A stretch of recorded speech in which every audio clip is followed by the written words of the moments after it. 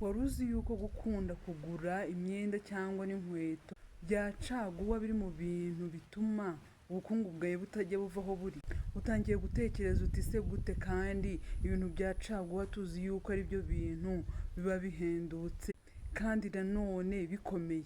Nibyo koko abantu benshi bibwira yuko ibintu bya caguwa, ibikoresho bya caguwa, inkweto, izo myenda, ayo mashakoshi ari ibintu biba bikomeye, ariko ntabwo ari byo mu by'ukuri, kubera yuko ni ibintu biba byarakoreshejwe. Mu gihe ugiye kukigura ntabwo uzi imyaka umuntu agikoresheje mbere yuko acyohereza ku isoko. Rero ushobora kwanga gutanga amafaranga wenda yikubye inshuro ebyiri icyo ngicyo cya caguwa ngo ugure igishyashya, warangiza ukagura icyo gishaje kikamara umwaka umwe, kandi bari kugura cya kindi kitarakoreshwa kikamara imyaka 5.